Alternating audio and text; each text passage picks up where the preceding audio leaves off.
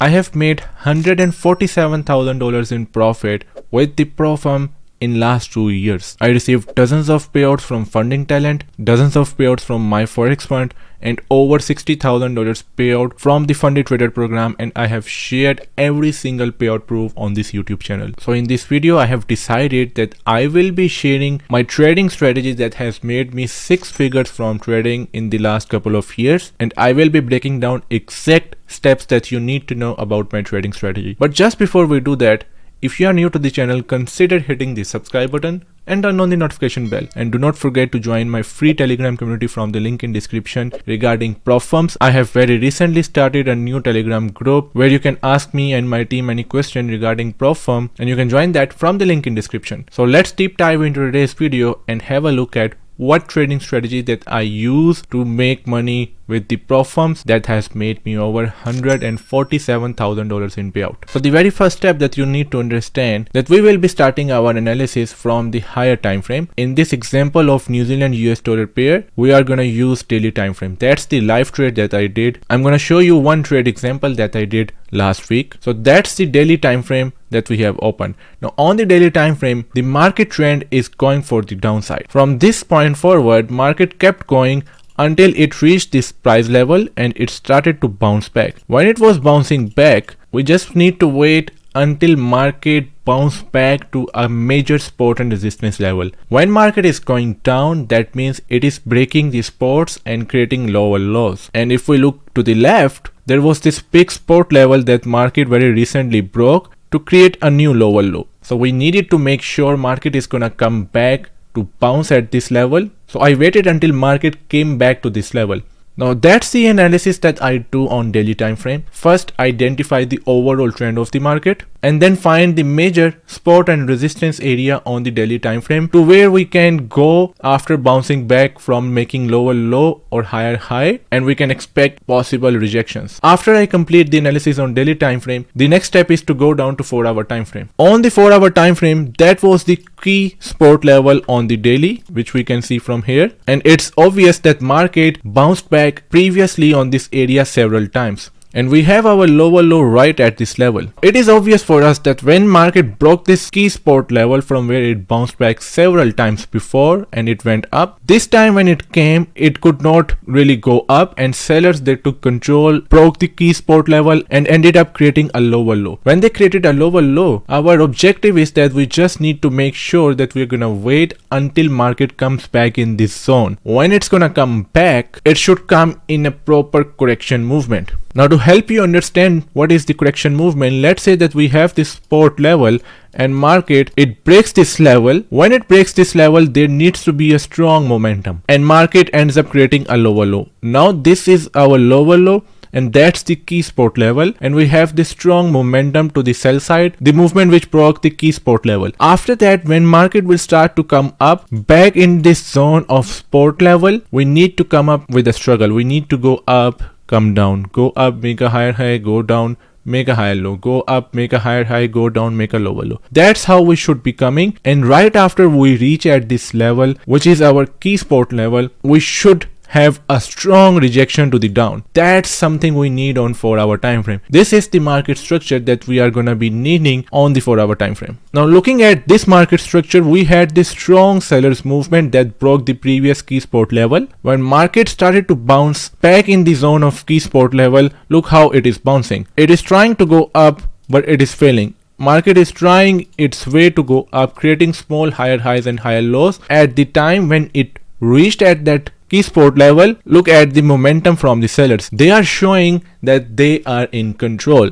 We need to see the strength from the sellers. That's how we're gonna know that sellers are in control and they want to keep moving the market to the downside. So far we have identified the overall trend of the market on the daily time frame, and also we looked for the major key support and resistance area which the big movement should break. In this example, sellers broke the major support level and created a lower low. When we went to 4-hour time frame, we started to wait from the market to bounce back into that key support level in a proper correction movement. There needs to be an impulsive movement when the market was going down to create a lower low. At the time after breaking key support level, we are gonna wait market to come up very slowly, making it small movement all the way back in the support zone. And right after we reach that, we need a lot of strength from the sellers. So we had that strength from the sellers. Now the third very important step is that we are now gonna go down to 1 hour time frame. That's called top-down analysis. We are starting from the daily time frame, then we are moving down to 4 hour time frame, then we are going to 1 hour time frame. Now on the 1 hour time frame, we had the strong support and resistance area from where market bounced back to the down.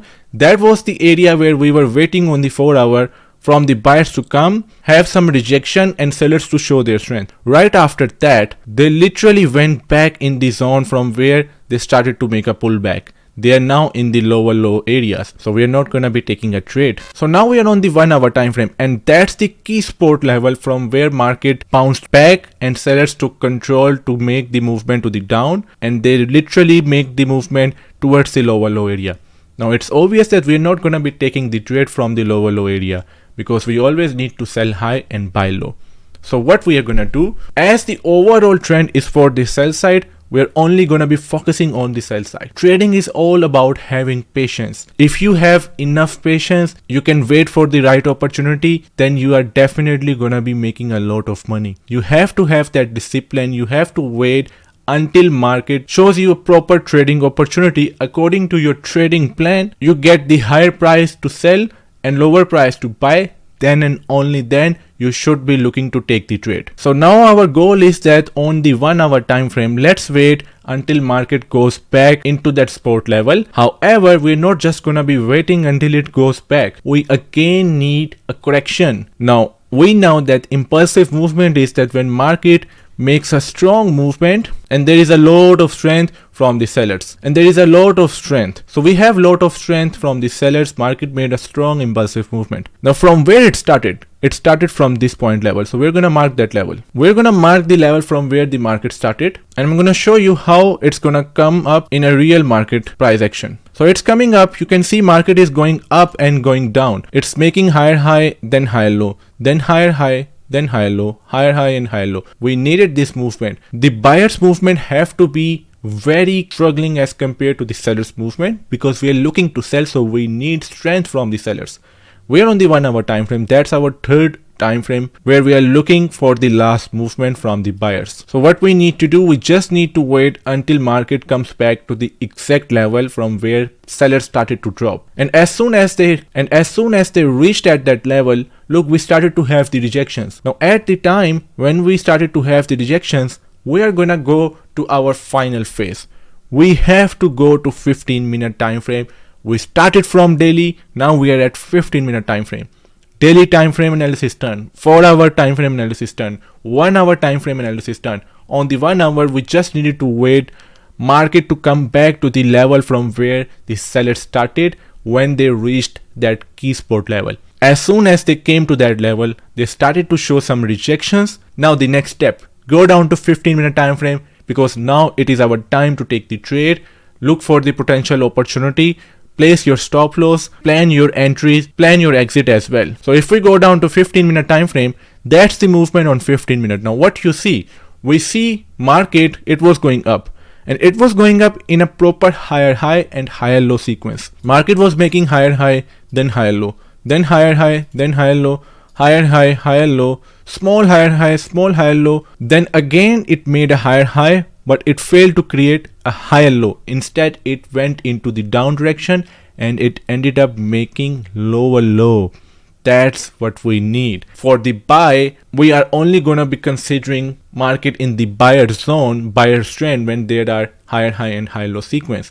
As soon as one of that thing is removed, that means we are in trouble. We are not in buyers anymore, and sellers can come down anytime. And we need to put that analysis with all the analysis that we've done on 1 hour time frame, 4 hour time frame, and daily time frame. They are now all suggesting us that market is getting ready to go down. As now it has created this lower low. So what we're gonna do, we're gonna just place our trade. We need to place the trade, but we need to make sure that we place our exits a little bit higher than the rejections area to give it some space. In case if market goes up again, it should not go to our stop loss area.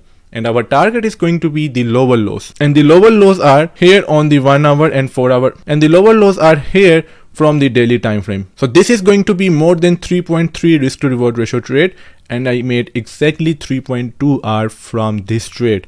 This was my exact entry. I still remember the price. My entry was here and that was my stops, and my target is down there. 3.2 risk to reward ratio trade. Now let's see how it's gonna play. As we see, market is now going down. It is now creating lower low and lower high sequence. It can go up. That's the reason we gave it some space, so that way in case if it goes up, we are all good. Now look how strongly the market is going down. We have pretty much made the movement in just one single movement. You can see sellers just came down in one single movement. Market is about to hit our take profit, and it's gonna hit our take profit because we are near to our lower low area already. And here we go. Within just few days, from 11th of October till 18th of October, this swing trade played very well, and I pretty much made over $3,200 by risking only $1,000 on this trade.